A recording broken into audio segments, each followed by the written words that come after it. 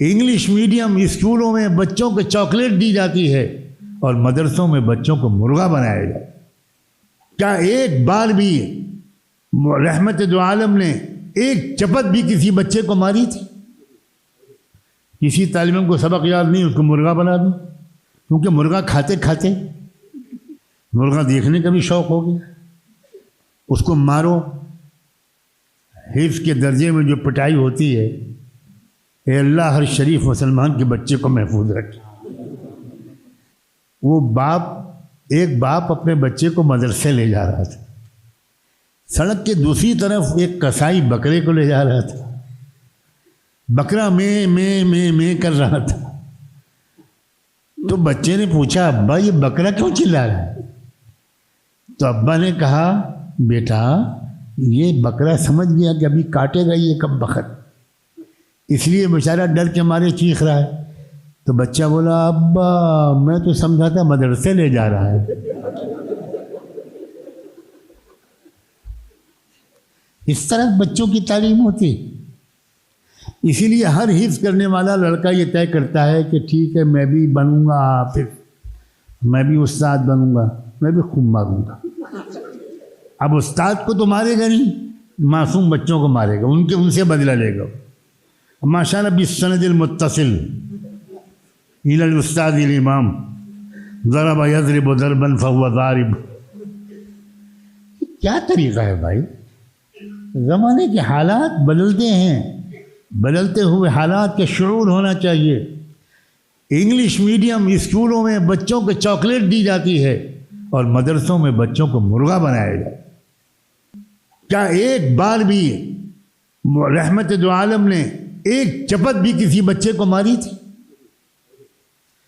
سجدے میں گر گئے حضور تو حضرت شیمہ وہ بہن یا ایک اور لڑکی کوئی بچی وہ آپ کے کندھے پہ آ کے سوار ہو گئی، لمبا سجدہ حضور نے کیا، اس وقت تک سجدے سے سر نہیں اٹھایا جب تک کہ وہ بچی خود اتر نہیں گئی۔ خطبہ دے رہے ہیں حضور منبر پر کھڑے ہوئے، دونوں نواسے جگر گوشہ رسول سیدنا حسن اور سیدنا حسین دونوں نکلے، یمن سے آئے ہوا نیا جبہ پہنے ہوئے، قد چھوٹے تھے، وہ جبہ لمبا تھا۔ حضور خطبہ دے رہے تھے منبر پر، خطبہ دیتے دیتے آپ کو یہ ڈر لگا کہ کہیں پیر میرے نواسوں میں سے کسی کا پھنس نہ جائے اور وہ گر نہ جائیں۔ خطبہ چھوڑا اللہ کے رسول نے، نیچے اترے اور ایک نواسے کو داہنی طرف دوسرے نواسے کو بائیں طرف گود میں لے کر دوبارہ خطبہ دینے کے لیے چڑھے اور پھر خطبہ شروع کیا، اور اس کے بعد فرمایا، صدق اللہ العظیم انما اموالکم واولادکم فتنہ۔ وہ جو آپ نے کیا وہ بشریت تھی، یہ جو آپ نے اعلان فرمایا یہ نبوت تھی، اور رسول اللہ کی زندگی میں بشریت و نبوت ساتھ ساتھ چلی ہے۔ نہ ایک لمحے کے لیے بشریت جدا ہوئی، نہ ایک لمحے کے لیے نبوت جدا ہوئی۔ علماء اگر نبیوں کے میراث ہیں تو آپ کو ایک شفیق ترین باپ ہونا چاہیے۔ آپ کے بچے فخر سے کہیں، دنیا میں کسی بچے کو ایسا باپ نہیں ملا جیسا باپ مجھے ملا۔ آپ کی بیویاں کہیں، دنیا کی کسی عورت کو ایسا شوہر نہیں ملا جیسا مجھے ملا ہے۔ آج تو کسی لڑکی کے پاس مولوی کا پیغام جاتا ہے تو لڑکی گھبرا جاتی ہے کہ خدا خیر کرے۔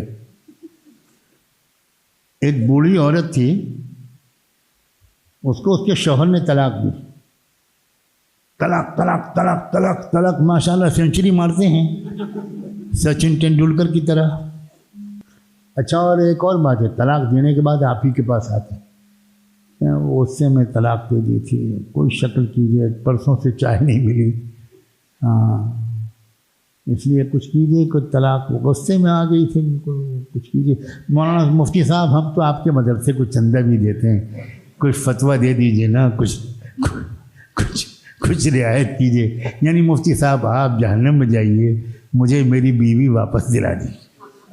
ایک صاحب نے بڑے غصے میں طلاق طلاق طلاق کہا، تو لوگوں نے بیوی سے کہا کہ طلاق دے دی تم کو، کہنے لگے تو 25 سال سے دے رہا ہے، میں لوں تب تو میں لیتی ہی نہیں۔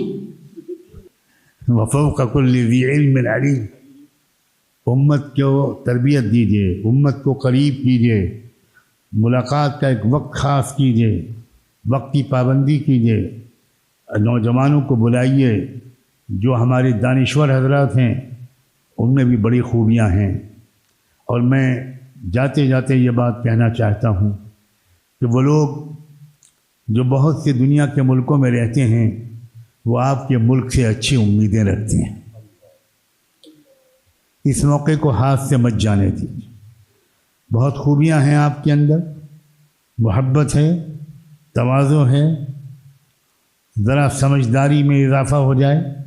سمجھداری میں اضافہ سمجھداروں کی صحبت کے بغیر نہیں ہوتا، یاد رکھیے۔ سمجھداروں کی صحبت اختیار کیجیے، لمبی مدت تک سمجھداروں کے پاس رہیے، آپ کو بہت بہت نفع ہوگا۔ ایسی تربیت لینا ضروری ہے جس تربیت سے ہماری عقل میں بھی اضافہ ہو، ہمارے ایمان اور تقوی کے ساتھ۔ یاد رکھیے رسول اللہ کی تربیت میں یہ بہت بڑا عنصر تھا کہ آپ نے اپنے صحابہ اور صحابیات کو سمجھدار بنایا تھا۔ اس لائن کے بھی بہت سے واقعات یاد آ رہے ہیں، لیکن میں جو ارادہ تھا اس سے زیادہ بول چکا، مزید کی ہمت نہیں ہے، صحت بہت کمزور ہے۔ آپ سب کی دعاؤں کا محتاج و طالب ہوں۔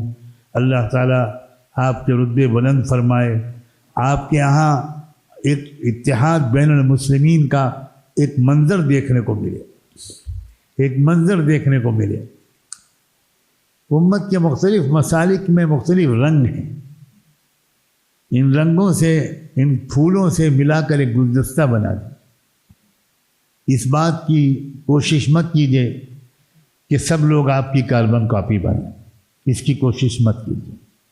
الحمدللہ کہ مجھے یہ دیکھ کر بھی یہاں خوشی ہوئی کہ دوسرے اکابر کے علاوہ، دوسرے اداروں کے علاوہ آپ کے ملک میں حضرت مولانا ابوالحسن علی ندوی رحمۃ اللہ علیہ اور دارالعلوم ندوۃ العلماء کا بھی خوب تذکرہ ہے۔ یہ دیکھ کر بہت خوشی ہوئی۔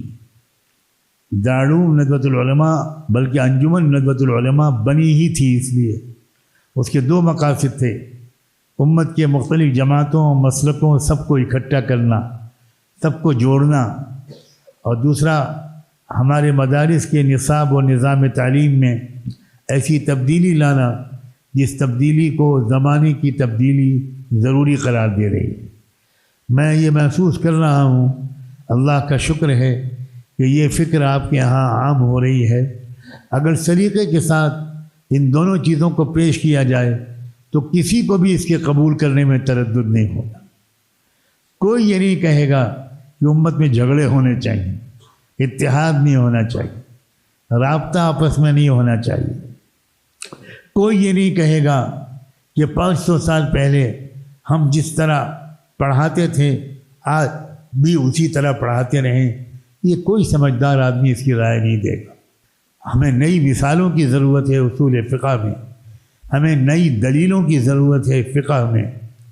نئے نئے مسائل آ گئے، بینکنگ کا مسائل آ گئے، انشورنس کا مسئلہ آ گیا، کرنسی کے تبادلے کا مسئلہ آ گیا، کرنسی پر زکوٰۃ کا مسئلہ آ گیا، وغیرہ وغیرہ بہت سے نئے مسائل آ گئے۔ ان میں جدید علوم سے واقفیت بھی ضروری ہے، جدید معاشیات کا علم بھی ضروری ہے، قدیم فقہ کا علم بھی ضروری ہے۔ اور الحمدللہ آپ میں بڑی تعداد میں ایسے باشعور علماء ہیں جو الحمدللہ ان جدید تقاضوں کو سمجھ رہے ہیں اور ان کے مطابق اصلاح و ترمیم اور تجدید و تنوع کی کوششیں کر رہے ہیں۔ اللہ تعالیٰ ان کی کوششوں کو کامیاب فرمائے، آپ سب کو عزتوں کا بلند مقام عطا فرمائے، ہم سب کو اللہ تعالیٰ اپنی معرفت، اپنی محبت، اپنا قرب اور اپنی رضا عطا فرمائے۔ وآخر دعوانا ان الحمد للہ رب العالمین۔